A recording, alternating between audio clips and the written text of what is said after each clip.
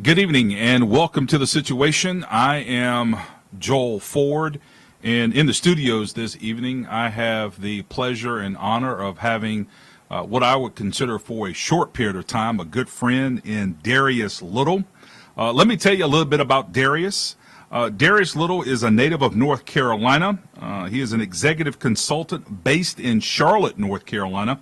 He is the owner and founder of Little's Executive Business Consulting, a professional consulting firm specializing in business development, government relations, infrastructural management, marketing, and political consulting.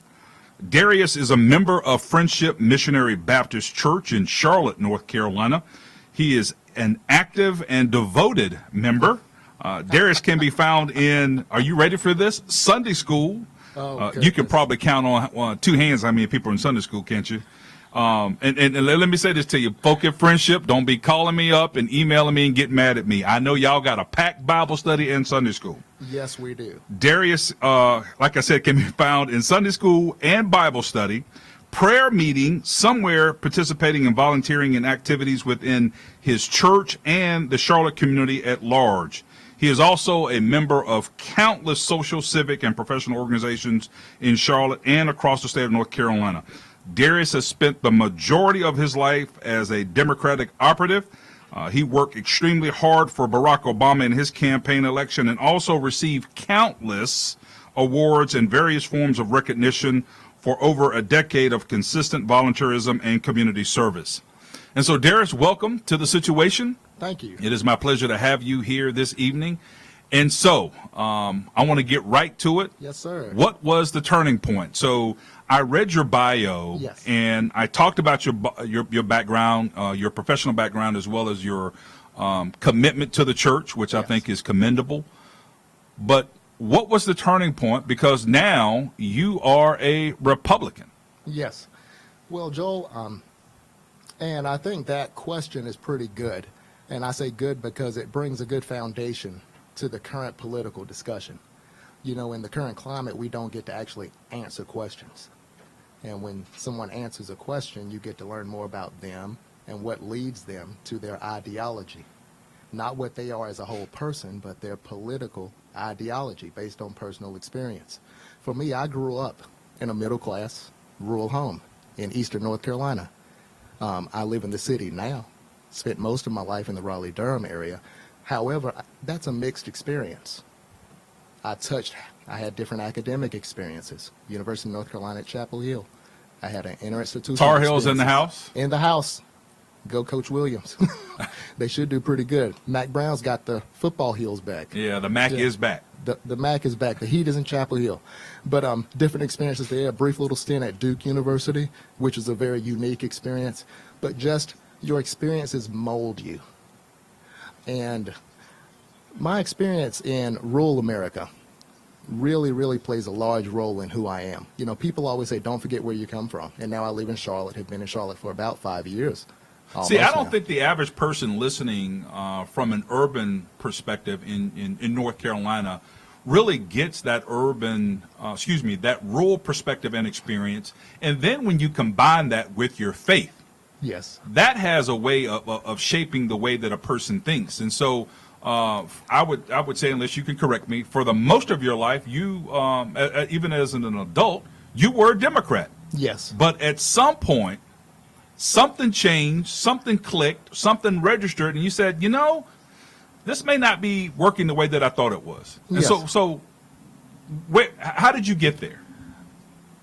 The life experience makes you who you are. And as a Democratic operative, as you noted, you know, I worked on several campaigns. So I got to see the backside of the campaign as well as the front side and the in-between. As a consultant, you participated in the in-between. And as a political active, you participate on the front and backside. But the Democrat Party, in my opinion, and there are great officers, there are great elected officials in the Democratic Party who I am friends with professionally and personally. Great people. But the party as a whole collectively began to move away from what I felt were the real important issues of the average North Carolinian, which is my concern, as a native North Carolinian and a North Carolina resident. So what year did you make your turning point? I'm trying to figure out what was going on at that time, if you can recall. Yeah, Donald Trump had just announced for president, and he had been on the scene officially as a candidate, I would say, for perhaps, Senator, 4 to 6 months. And at that point, I was observing, and I was listening to, being an African American, I was listening to my African American Democratic friends talk behind the scenes about Trump, but then I would read their Facebook pages, and I just saw, there was a juxtaposition there. Yeah, right. So, and I'll put posts up, and I'd say, oh, okay, no big deal, I'm pretty confident, so I don't put posts up for the purpose of getting feedback. I put posts up for the purpose of putting out information to try to influence thought in the public square. And the Democratic Party just has not been responding. In my opinion, I became disgusted, and as an individual, you can talk about being disgusted, but, each of us has a breaking point. Right. And I'm a person of action. Right. Not that anyone who has not changed their party is not a person of action. Just listen to me as an individual. For Darius, for me, I reached a point where I saw that I could not effectuate change. As a within the Democrat. party. As a Democrat, and one who, hey, I could call anybody on the Council of State. I had the entire Council of State at White Rock Baptist Church. When I was a member of White Rock in Durham, I called them up. I said, hey, I think everybody came except for Bev Perdue, who had a previous engagement, and Wayne Goodwin, who called me before service and let me know he had something going. And those are all good folks. Wayne Goodwin, I think, will be a good gubernatorial Wayne candidate. Goodwin, for those folks who are listening, he's currently the chair of the state Democratic Party, and prior to that, he was the insurance commissioner for the state of North Carolina. A very good one. And I'm going to note here, I'm a Republican, but Wayne Goodwin, who is the chair of the Democratic Party, I'm a Republican. But Wayne Goodwin is a personal friend. He's been a good Democrat, and I look forward to seeing him on a ballot one day for governor. I would not be surprised. Wow. That's a very big call, because I'm not completely convinced yet. And so having served 6 years in the state legislature and had the opportunity to work not closely with then Insurance Commissioner Wayne Goodwin, and then now I had an opportunity to view his leadership as the state Democratic Party. The state Democratic Party, or the party that I once knew it as a Democrat, and by the way, for those who are listening, I am still on paper, I am a registered Democrat, but the Democratic Party as I once knew it, being the chair of the Mecklenburg County Democratic Party. Big deal. A lot of people don't know that about you. From 2008 to 2011, had a tremendous amount of success when the Barack Obama era came through. And most people will forget that President Barack Obama, of all intents and purposes, is a moderate. Yeah. I don't know that he would recognize, and I think he may have made a comment that he may not recognize the party today in terms of how far left it has gone. He did. And I think that Democrats should be careful because they're actually leaving people behind and causing, in my opinion, some unnecessary uncertainty. But if you look at the media, and when I talk about the media, I'm talking about the two major networks, CNN and MSNBC. Gotcha. I think you get a false sense of security if you're a Democrat. But I want to go back to your turning point of being a Democratic operative. You see Trump coming along, right? Yeah. This is before he becomes president. You were attracted to what? Donald Trump started speaking very plain English, politically speaking. And he was saying things that I heard my grandfather say when I was a little boy, growing up in Greenville, North Carolina, on Highway 264. Having dinner after church out in the country. Farmland. For some of my friends in Charlotte, that stuff doesn't grow in the back of Harris Teeter and Publix. Hey, give us urban folks a break now. I love Charlotte. Everybody knows that. But I've got to get that in. I have some friends. We're speaking of Charlotte in the sense of Democratic Party. Oh, my absolutely. friends in that. I think some of them to the far left actually think the produce grows in the back of the store. But in any event, my grandfather, he made a remark one day, and I'm a little boy. At this point, had no political experience, no involvement whatsoever. my grandfather, just randomly while we were eating, he said, "Where are all these people coming from?" And this was the trigger, Senator. As a young man, little boy, excuse me, more rather, specifically, that really made me think. He said, "And how did they get here so fast?" And now as an adult, you think of life, one's experiences as an American. So who was your grandfather speaking of? I mean, who was he talking about? We lived on Highway 264 Okay. across from a flea market. Okay. And it was a major attraction. Our friends in Charlotte, and there's no condescension here to our friends in Charlotte. In the country, the flea market is a big deal. The flea market is the rural equivalent of Concord Meals. Yeah, okay, I can see that. Which, by the way, I'm going to interject here real quick. What is the number one tourist attraction in the state of North Carolina? I don't know, Senator. You just said it. I don't fake the funk. I keep it real. I don't know. Concord Meals. I know you do. Concord Meals is the number one tourist attraction in the state of North Carolina. Are you serious? Absolutely, yes. More people visit there than any other place in the state. So go ahead. Go back to your rural grandfather story about where did those people come from and how did they get here? Exactly. People would come from across the state to sell produce at the flea market. It's a big deal. It's a big cash cow. You know, we're a capitalist nation. We still are at this point anyway.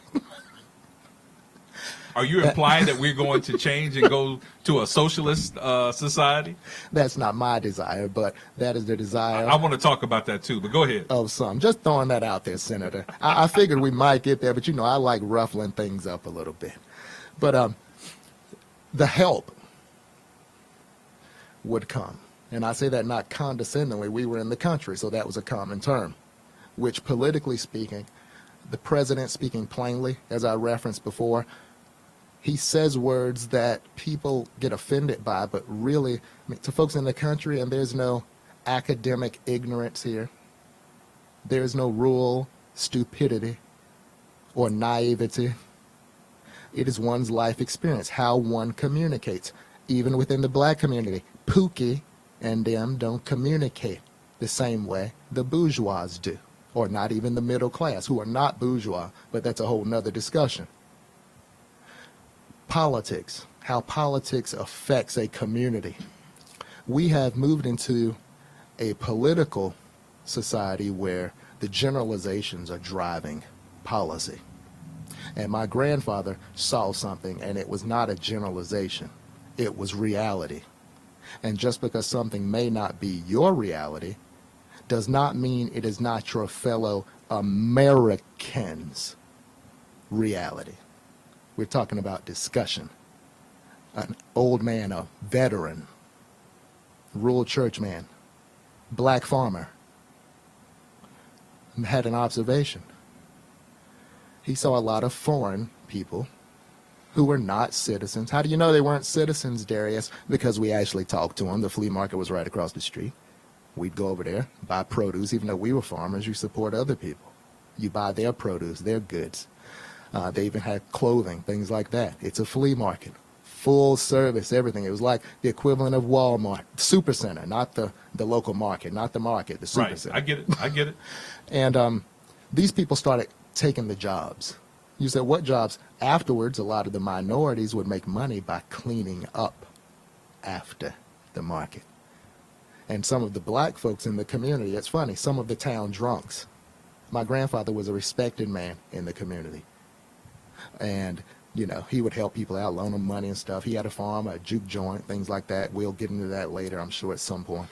But people say, Brother Charlie, Mr. Charlie, we ain't getting no work. My granddad said, y'all starting to borrow more. Go on back to the flea.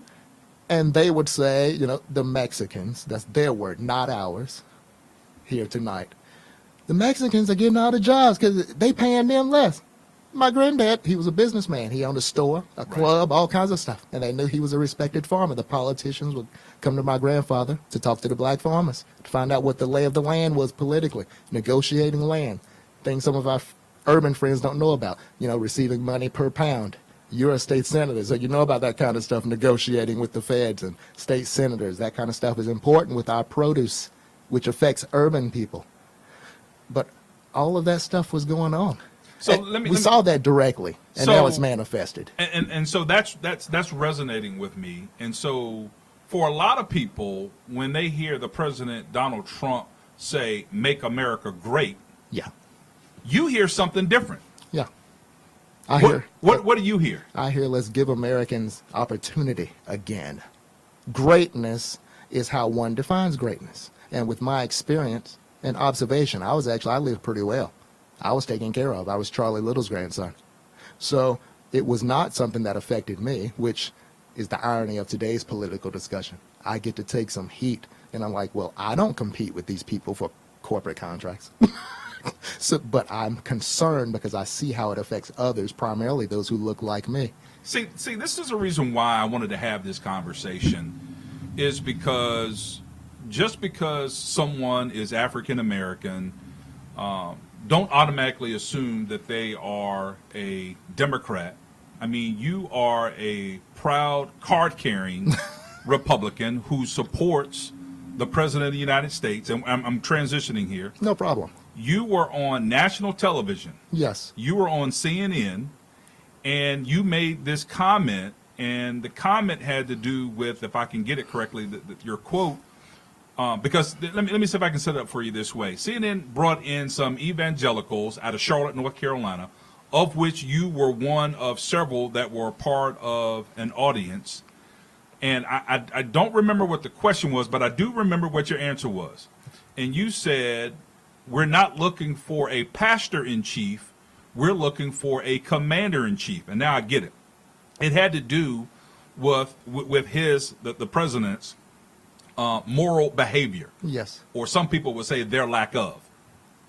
And so you made this comment, and so a lot of people, because they know that I know you and that we have a relationship, we're friends. Yes. They didn't understand, and that's why I wanted you to be able to bring clarity and in your own words. Most certainly. Talk about not only your experience, and I think that we've got a good grasp of your experience, but even now after he's president, and we've learned a lot of different things, that either about his behavior and about the way that he is leading, you are still a staunch supporter and defender.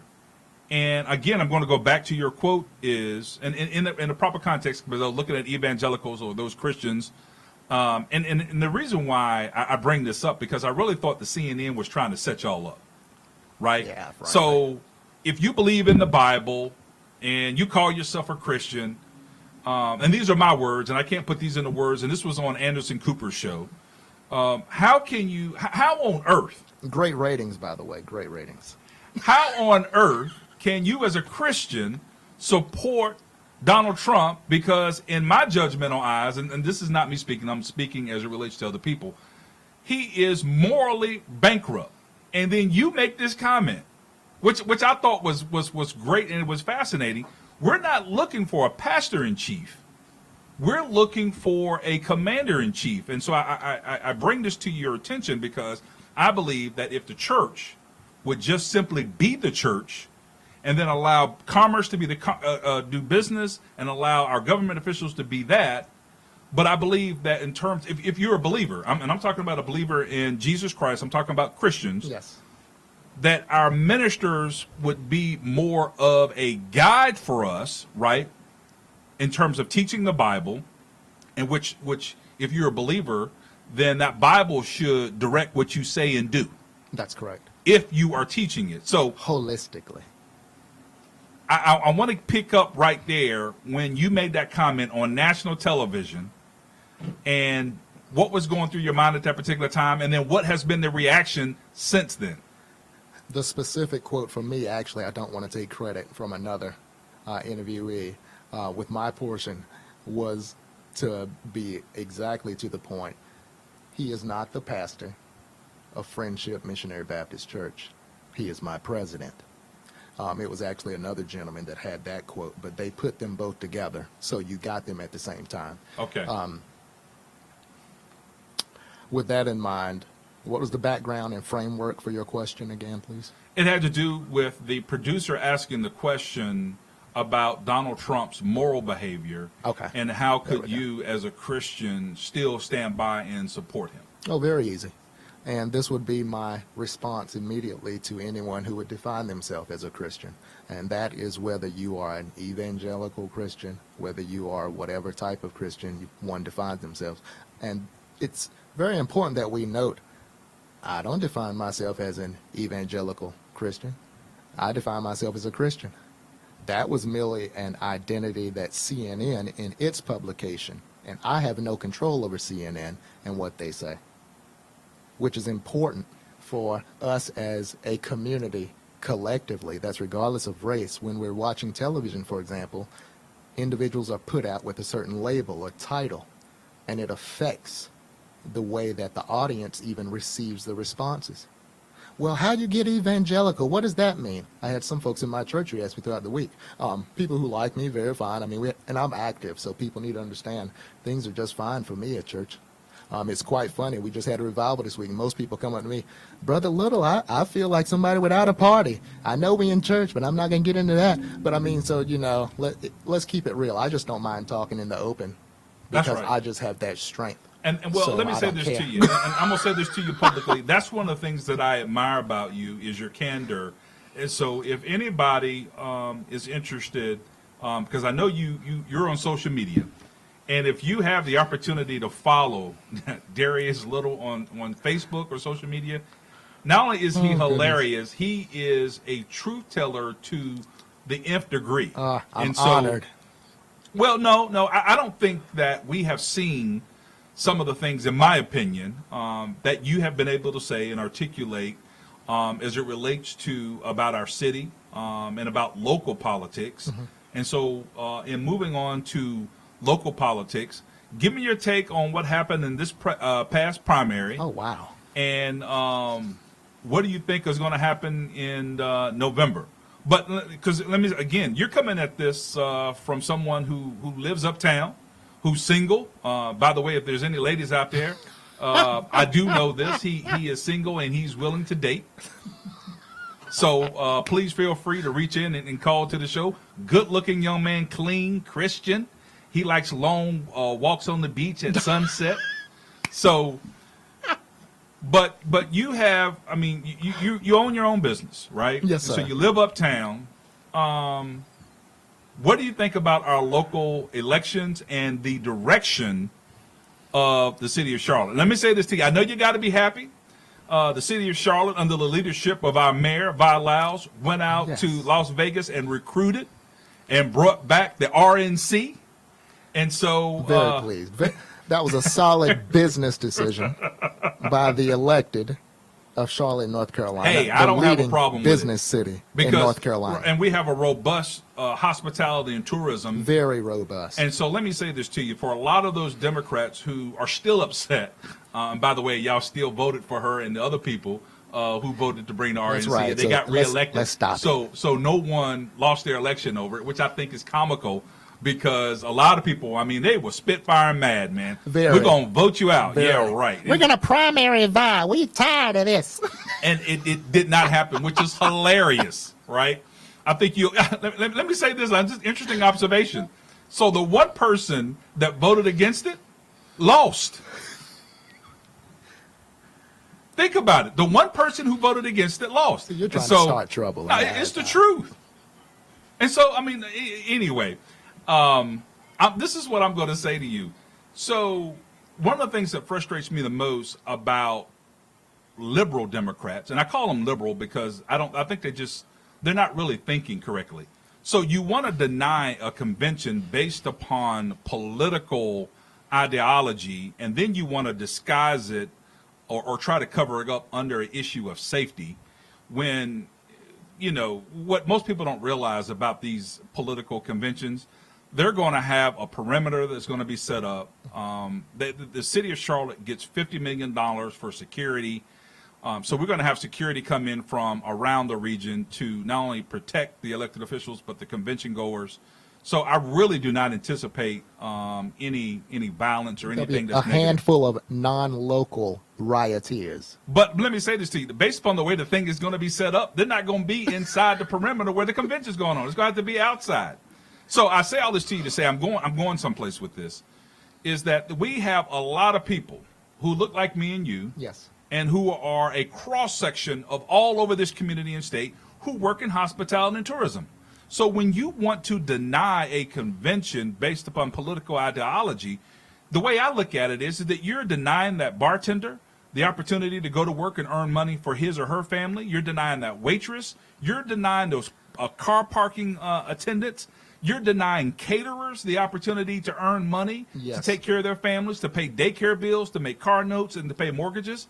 And so it amazes me how some people can become so politically righteous that they can't think about the needs of others. Very. And that's a very important note, Senator. Very noteworthy. It's ironic because we don't hear the same fervor from the community advocates and that crowd and those of that ilk in the community, the social justice warriors. We don't hear from them at that level of discussion. Those are ground level jobs that affect, as you noted, individuals. We're not playing the race card. We're responding to the Democratic rhetoric. They initiate a discussion, and when you respond in kind, you become the racist. Right. That's right. I'm responding. We learn in general psychology at any university, ironically for me at Carolina, Paul Shankman. Paul Shankman. Conditioned response, stimulus, that kind of stuff, but we won't get into all of that. We can't have that discussion. That's too much. So we had a primary, and some folks won and some folks lost. Any surprises there? The Dimple Mayfield situation surprised me. Just, I would say, more so the ride. I actually watched the returns and I actually texted you a bit and harassed you during the return period just to send you my thoughts on a couple of things. The up and down. We're doing a podcast, so you can give me your take on those things. As the numbers were coming in, that was the biggest surprise because Dimple was up here. I couldn't believe it. And then all of a sudden she started falling. I said, oh, Mayfield's coming back. But Mayfield didn't have enough gas. And I wanted Mayfield. Everybody knows that was the number one item for me. I wanted to just see Mayfield out the council. And I'm Well, at peace. apparently a lot of other people did too. That's And so, right. Before anybody says, oh, you're mean. Well, No. the majority of Charlotte and so- agreed with no, me. let me say this to you. That's an interesting dynamic, and I'm welcome to have a discussion with Luana Mayfield, who has a show on here, by the way. But politically I speaking, am too. I'll get on her show. Politically speaking, anyway, I'll come to her show. she was the number one vote getter for the Black Political Caucus endorsement, but was not able to be successful in terms of being elected at large. And so I just bring this point out in that, has the Black Political Caucus lost some of its mojo, or does the chairman, Khalif Rhodes, have more work to do? Because the caucus suffered 4 losses in the primary, right? And they were on a roll, They wanted to run. On a roll, they took me out. They wanted to knock, and I say this sarcastically. I've never met her in my life, but I have talked with her on several occasions, and she has been very helpful and resourceful and responsive whenever I've reached out to her. Colette Forrest, they threw her under the bus, and I'm only stating public record, and wanted to kick her out of office earlier than she was supposed to be, which I'm sure you didn't care since you weren't endorsed, but still, I thought that was rather unprofessional. That type of minutia, you will get strategic with that stuff. They were very strategic in getting Miss Forrest out of office earlier just to make a point. I would say she's not here to defend herself, but I would say... No, I'm defending her. No, what I'm saying is that she would say that she resigned. And so you could probably say, somebody helped her, but she would say she made that decision... You're correct. ...not to continue on in that leadership role. But I think where you're going with this is, from a strategic standpoint, the Black Political Caucus of Charlotte-Mecklenburg has enjoyed a lot of success in endorsing candidates and those candidates winning. And Ms. Forrest, who was the chairwoman of the Black Political Caucus, stepped down. Arthur Griffin had the chairmanship for a short period of time. a person who I really admire and respect. Likewise. And now we have Khalif Rhodes, who is the chair of the Black Political Caucus. And so my point is, there's been a lot of turnover in the leadership, and then this latest round of endorsements didn't yield what it normally had yielded in terms of success. And so you had a Republican candidate that was endorsed in South Charlotte, was unsuccessful. 2 at-large candidates were not successful. And one person in District 3, Terry Brown, was not successful. And so it's interesting to see what impact that the caucus's ballot is having in the most recent election. Yeah. I'm willing to give the caucus a ride out on the first cycle. As you said, Mr. Rhodes, whom I've never met, but I respect him from afar and admired his run for the judgeship in the last electoral cycle. I think he's getting in, and of course, as with any new endeavor, position of leadership, especially as a chair in that organization, he is going to have to get in strategically, and this statement has nothing to do as to whether he can do such effectively or not. I'm not casting any aspersions or innuendo in either direction, positive nor negative there. But as a leader, and speaking consultatively here, he's going to have to be given an opportunity to come in and in some fashion, I know there are bylaws. I dealt with the Durham Committee on the Affairs of Black People in Durham, North Carolina, which is a similar organization. So I know infrastructurally he's going to have to deal with certain rules, regulations. I'm sure there are a certain number of elected officials who are guaranteed capacities or voting remedies in certain boards or whatnot. So there are things he's going to have to do, but I mean, the guy has a law degree. He's a magistrate. He ran for judge. He's not dumb. So he'll put together a strategy. But I think most important that is required of Mr. Rhodes, or Brother Rhodes, I would say here socially, and I say this to him if he's out there listening as encouragement to him, it is going to be imperative, Senator, that he realize he is the leader of an organization that has a political objective. And in politics, there are no friends and there are no enemies. Only permanent interests. That is something that has resonated with me, Darius, that I think that we've gotten away from. And to my little bit of research, I think that phrase came from the late Shirley Chisholm back in 1970, 1971. Yes, when she articulated, we have no permanent friends. We have no permanent enemies, only permanent interests. And I think as a community, and you can describe that community however you want to, we've gotten away from that because we've become so polarized politically. Agreed. To the point where we're not getting as much done as we could if we were committed around a particular agenda. And what I mean by that is that Republicans or Democrats, they don't have a monopoly on a good idea. Yes. Or a good piece of public policy. I agree. But unfortunately, depending upon who's sponsoring it, right, is whether or not we get on board. And so it's frustrating to me as a citizen now, as a non-elected official. And one of the things I think it became so prevalent is when President Obama was elected, because I'm going to take you back a little bit. Once upon a time, when Ronald Reagan was president, he could work with a Tip O'Neill, who was a Democrat, yes, and get some stuff done. And there's some woke people out there where there's a whole bunch of stuff that got bad that got done. Maybe so. We can argue about that, but things got done.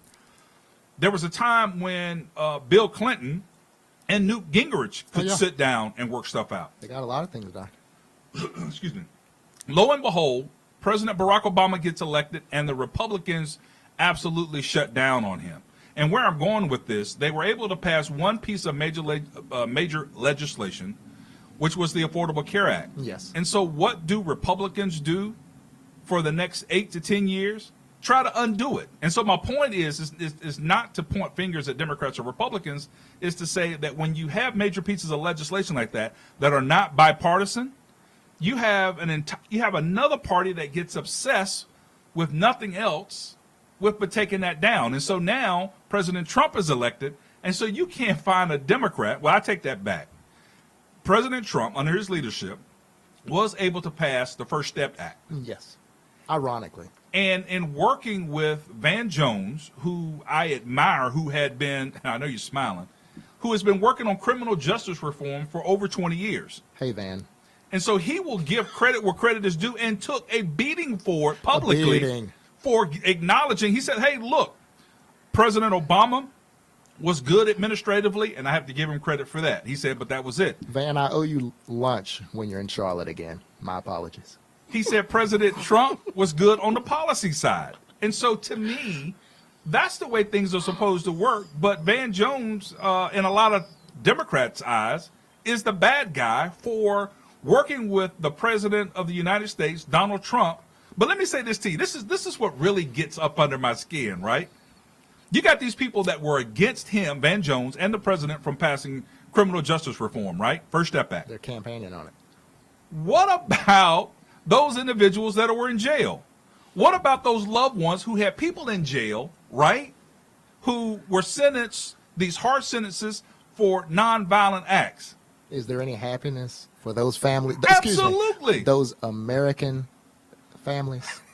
Yes. And so it's amazing to me how there's a disconnect between those folks who are suffering and those folks, for political purposes, don't want to see anything done unless they can do it on their terms and in their way. So, and there's an important gem behind everything you just said as well, politically, for all of us, myself included, or anyone who has any interest in the political discussion, the political domain publicly in any arena. There's a very important gem in what you just laid out there, and you did a wonderful job of that. If I may add, Senator, and you should still be a senator, but I won't get into that. I'm going to leave the caucus folks alone tonight because they'll be blowing my box up, and I don't have time for that tonight. When people, a group, individuals, a constituency, a voting bloc, when individuals feel as if they have not participated in the decision-making process, i.e. Obamacare, they are going, when they get in power, and we know how the cycle works, everybody will get in power eventually. They're going to spend that time undoing what they felt they had no say-so in. So it is important that in our political discussions, we, whether one wants to or not, for the sake of the greater good, long-term speaking, and we say we care about the next generation, so we should be thinking long-term when we are attempting to effectuate policy in the public domain. We should really be looking for avenues and areas where we can, I'm going to say an ugly word here, compromise one with the other. I think I got unelected because I know I did, because I was willing to compromise. Well, you work with Republicans to get money for black people in a positive way with issues that didn't hurt black people at all, and for some reason the black caucus. So I'm gonna say this publicly. See, now what? And so I just reflect on those moments in my office when I was in Raleigh, saying, what have I done? Did I do a good thing in advocating for the release of the video, not for transparency purposes, but we're releasing a video from a human, right? And so my brothers and sisters got all up under their skin and all in their feelings. And you can argue with what Trump said and the way that he said it and how that he said it, when he said it, tact, tone. The bottom line is our brothers and sisters were living in that, man. And it's now been highlighted, which forces action. And so my whole thing is, and it's probably a good reason why I'm out of politics.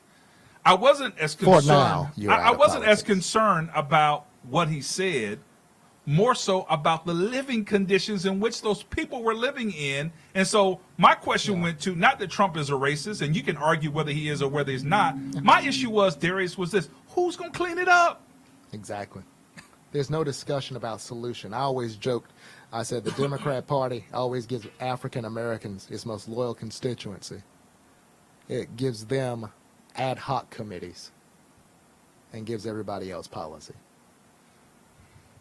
We're going to give you a committee and make the most popular person in your neighborhood, not necessarily the most popular person, the most popular person of the group that has shown up,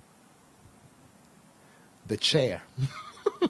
and the mouthpiece, and we'll let you guys talk about this for 6 months, and then we'll table it. And the Republicans are racist, so it's time to vote, but get us in and we'll deal with it later. I, very quickly, worked over at the Lincoln Heights poll. I won't say a name, but the lady was telling me about folks she had voted for, and she had mentioned some of the filth that she had wanted cleaned up in a specific area, and one of the candidates said, well, just get me in and we'll deal with that afterwards. And she said, but Mr. Little, I had no other choice. She said, I went home that night and I realized, I said, you know what? I had no other choice. And it just made me think, so,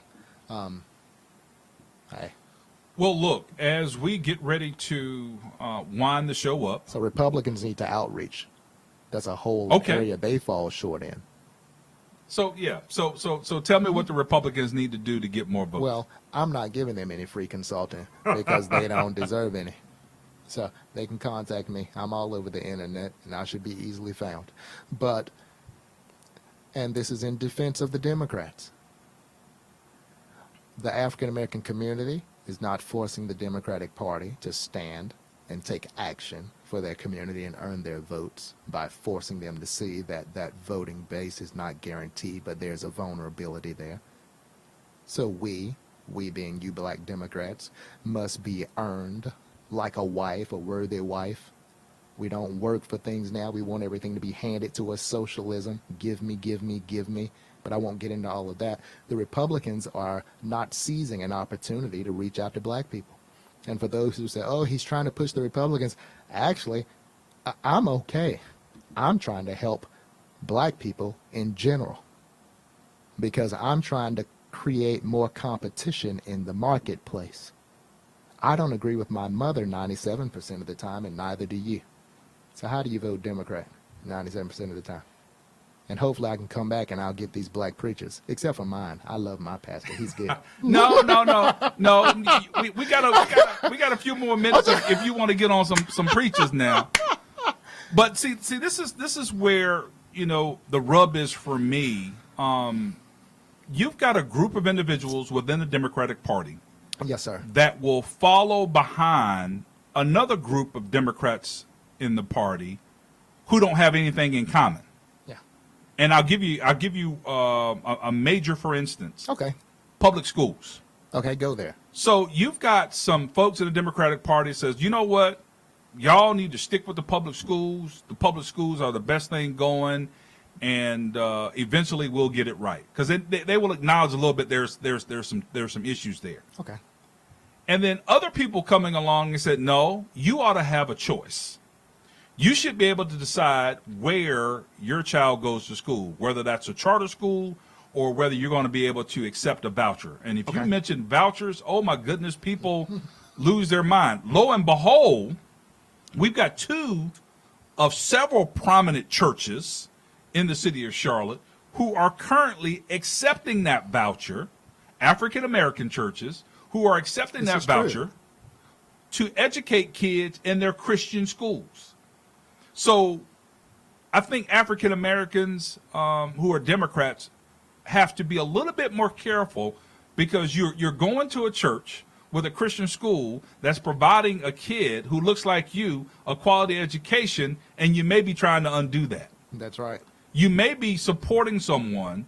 You may be supporting someone who's running for governor who has vowed to take away your school choice, to take away your charter, to take away your vouchers, which is actually working for your child. And in a lot of these black churches, not just locally, across, you referenced two locally, but across the state of North Carolina, collectively, community development centers, at a lot of the black churches, they're called CDCs. Those are your schools, your child care centers, and those types of facilities, which would be devastated by some of the far left Democratic policies. So, and we're just talking facts here. We're not, I mean, we're cutting it right down the middle, Democrats and Republicans. Republicans, at some point, if I'm a black Democrat, I say, well, if the Democrats are such socialists. On in Pennsylvania Avenue, but not hold people locally accountable for the positions that they have control over. No. And meanwhile, let's take a look at this now. CMS, Charlotte-Mecklenburg School Board, has a $1.6 billion budget.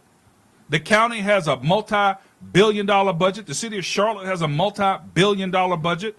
So if you look at your current environment, if you look at your current conditions, there's no need to, and we should be concerned with what's going on in Washington. Yes. But locally, which is where your power is. Nuts and bolts.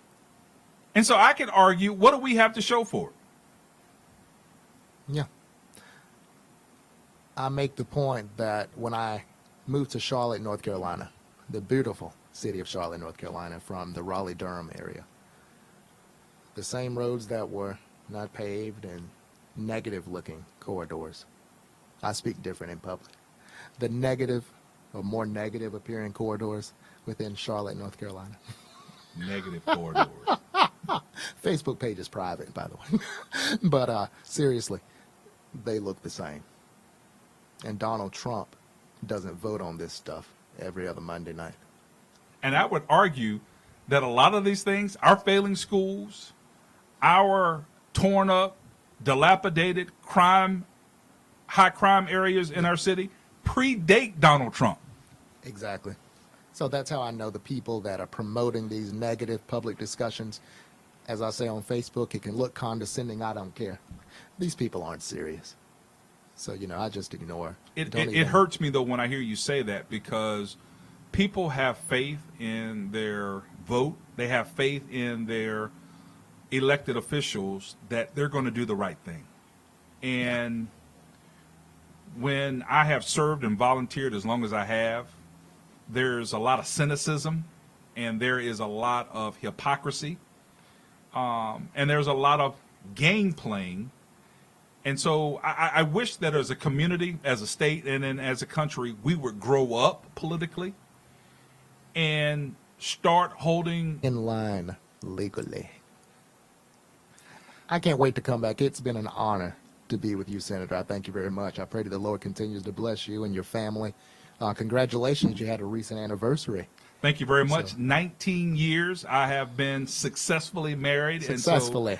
And so I'm a blessed man, and I want to thank God for my wife and my daughter. And so let me also thank the folks here at Square Media Network. Definitely. Thank you so much. For giving us a platform to be able to have these, what I call sometimes uncomfortable conversations. But necessary. But necessary conversations, talking to Darius Little, a black man who is a Republican and a proud Trump supporter. I think you did a good job of articulating how and why you are. Humanizing one another. But let me say this to you. I think it's important